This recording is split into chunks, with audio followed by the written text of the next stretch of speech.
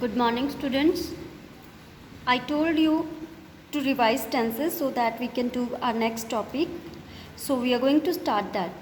It is active and passive voice. So the question comes, what is voice? Voice is the term used to describe whether a verb is active or passive. Now, what is the meaning of this statement? जब हम ये बात कर रहे हैं कि जो subject है हमारा वो काम को करने वाला है या फिर काम उस पर किया जा रहा है. For example, I boil water. यहाँ पर जो हमारा फर्स्ट आई है, दिस इज सब्जेक्ट. क्या करता है सब्जेक्ट? बॉयल करता है. दैट मीन यहाँ पर वर्ब को करने वाला कौन है? सब्जेक्ट है. हम किसकी बात कर रहे हैं? वर्ब को करने वाले की, क्योंकि फ्रंट पे फर्स्ट पे हमने करने वाले को लिखा है. ठीक है. सो जब हम करने वाले की बात करेंगे तो वो हमारा किस वॉइस में होगा? That will be considered in the active voice. When the subject of the verb is the doer of the action. That means subject जब काम करने वाला है तो वो कहलाएगा एक्टिव वॉइस में. राइट. यहाँ पर जो हमारा सब्जेक्ट है वो किसका आंसर देगा? हु का. Fine. And when the subject is the receiver of the action, it is said to be in passive voice. See the example here to understand it. Water was boiled by me. Now I am talking here about water. I am not talking who boiled the water, but I am talking about what was boiled. I am talking about what. So the first difference between active and the passive voice is, active में हम who की बात करते हैं, मतलब कौन काम कर रहा है उसकी बात कर रहे हैं. बट पैसिव में हम क्या काम, मतलब जो व्हाट का आंसर है हमें वो मिलेगा. राइट. क्या किया जा रहा है उसके बारे में जब हम बात करते हैं तो वो है passive voice. Fine. Water was boiled by me. What was boiled by me? Water. So it is giving the answer of what. That mean करने वाले की बात करेंगे एक्टिव केस, एंड क्या किया जा रहा है उसकी बात करेंगे तो वो passive case. I hope active and passive में आपको डिफरेंस क्लियर हो गया होगा. फॉर एग्जांपल, मैं खाना खाता हूँ. खाना कौन खाता है? मैं. तो मैं क्या है? वो सब्जेक्ट है. तो सब्जेक्ट जो है करने वाला है वहाँ पर वो एक्टिव केस हो गया. बट खाना मेरे द्वारा खाया जाता है. अब मैं खाने की बात कर रही हूँ, क्या खाया जाता है, तो वो हो गया passive case. Fine. So I will discuss with you the recognition of active and passive voice. मतलब आप कैसे पहचान सकते हो कि किसी सेंटेंस में एक्टिव केस यूज़ हो रहा है या passive case. First of all, active case में हु की बात होती है. हु मतलब करने वाले की, डूअर की. फाइन. एंड पैसिव केस में बात होती है व्हाट की, हुम की, क्या या किसे की. जैसे मैं बात कर रही हूँ, बच्चों को पढ़ाया गया. किसे पढ़ाया गया? बच्चों को. तो ये पैसिव में है क्योंकि किसने पढ़ाया मैं उसकी बात नहीं कर रही.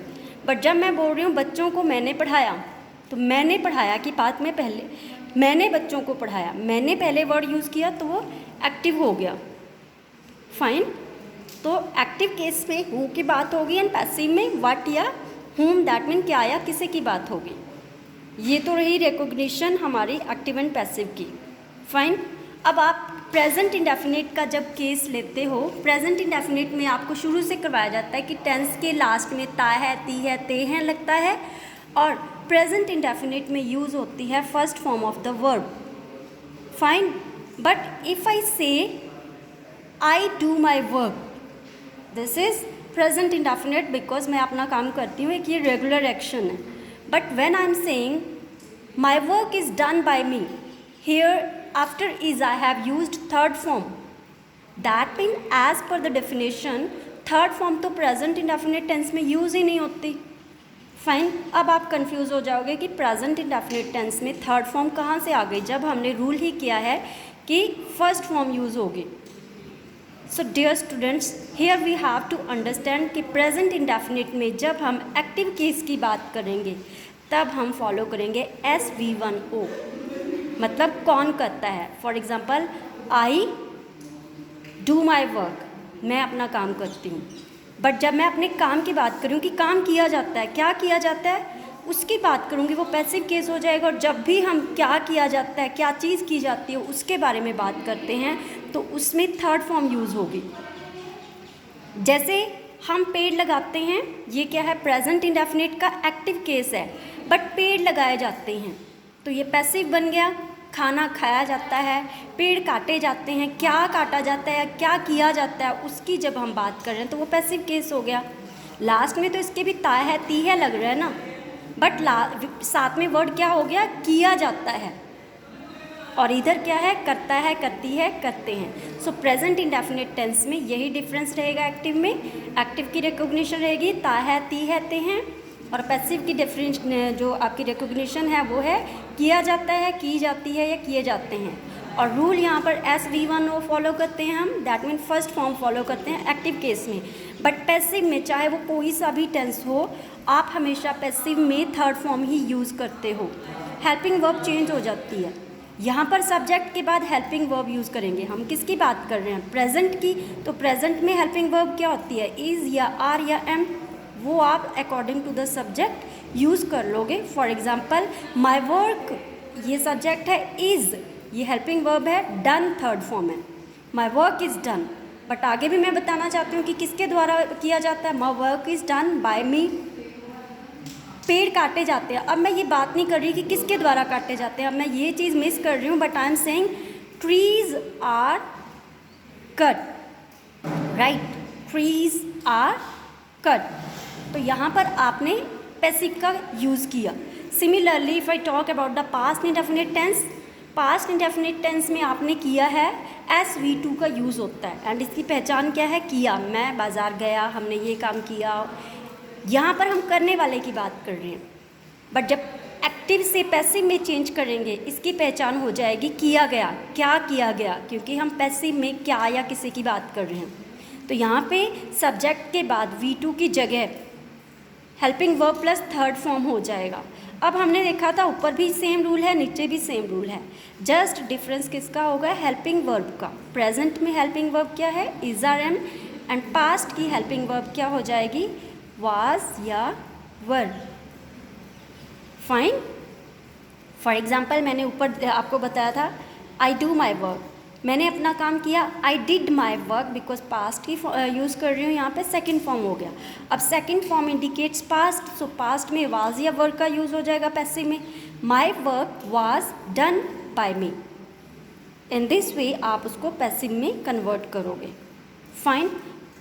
कॉन्टीन्यूस टेंसेस की बात करें, प्रेजेंट कॉन्टीन्यूस की पहचान होती है, हम काम कर रहे हैं, पढ़ रहे हैं, मम्मी खाना बना रही हैं, दैट मीन कर रहे हैं, कर रही है, कर रहा है, ये प्रेजेंट की कॉन्टीन्यूस की पहचान होती है।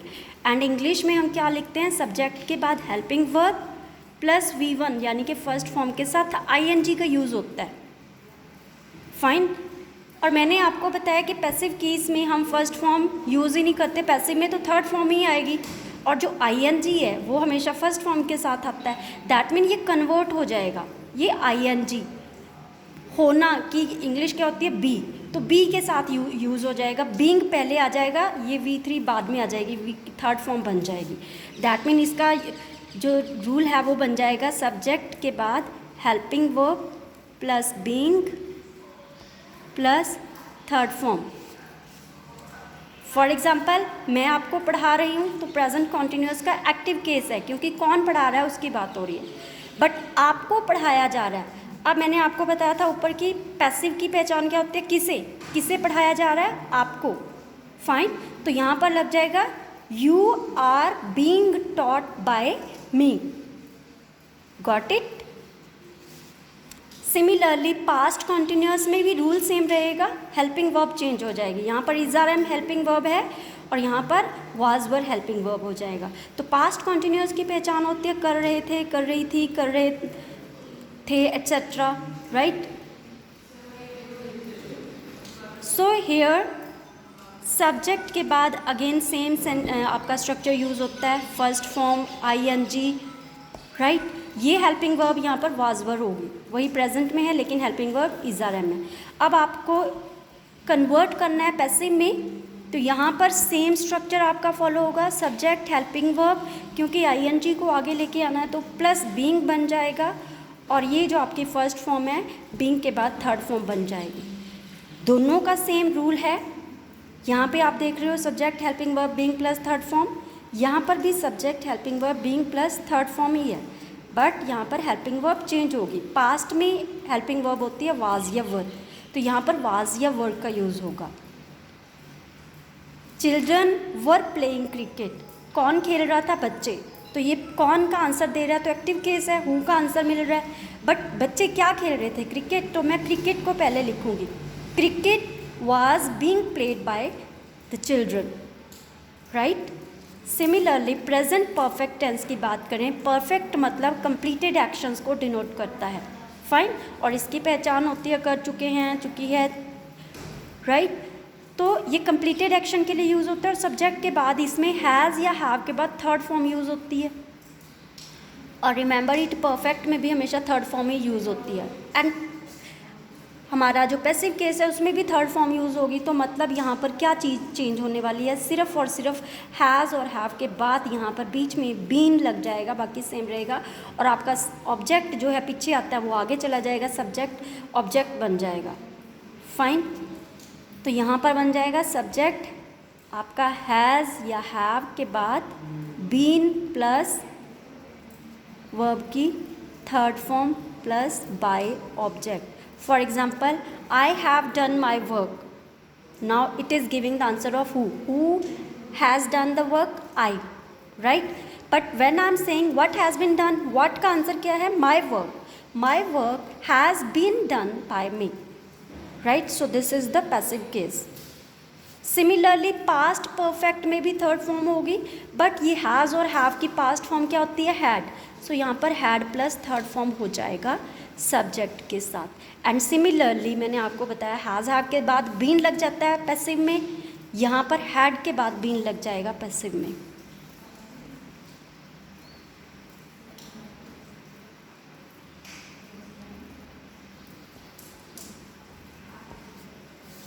For example, children had done their work. Who had done? Children. But their work had been done by the children. So this will be passive case. Use the syntax, that mean ये आपको मैंने जो rules बताए इनको use करके और sentences बनाइए and get them checked by me. Okay? The next one is the future indefinite. Future indefinite जो है future actions को डिनोट करता है, फ्यूचर में हम क्या करेंगे, कहाँ जाएंगे, दैट मीन फ्यूचर में कोई काम होगा, फाइन। तो इसकी पहचान है करेंगे, और पैसिव में क्या हो जाएगा, किया जाएगा। For example, I will help you, that means subject के बाद विल लग रहा है, फर्स्ट फॉर्म लग रही है यहाँ पर फ्यूचर इंडेफिनिट में। किसकी हेल्प करोगे? यू, दैट मीन ये ऑब्जेक्ट है, ठीक है। तो जब आप इसको फ्यूचर इंडेफिनिट को इसमें पैसिव में कन्वर्ट करोगे, आपका जो ऑब्जेक्ट है वो पहले आ जाएगा, यू विल लगेगा, और फ्यूचर इंडेफिनिट को जब हम कन्वर्ट करते हैं पैसिव में तो ऑलवेज यू रिमेंबर इट कि विल शैल के बाद बी लग जाता है, एंड बी के बाद हमेशा कौन सी फॉर्म आती है? Third form, as I always told you in class 9, right. So you will be helped by me, I का जो है कन्वर्ट किस में हो जाएगा? मी में कन्वर्ट हो जाएगा ये ऑब्जेक्ट, राइट। फ्यूचर परफेक्ट होगा, कर चुके होंगे, और उसमें क्या लगता है फ्यूचर परफेक्ट में? सब्जेक्ट के बाद विल या शैल के बाद हैड लगता है।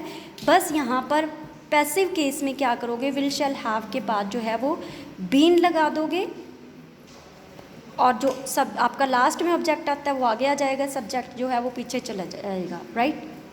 I shall have done my work shall have been done by me. In this way आप कन्वर्ट कर लोगे.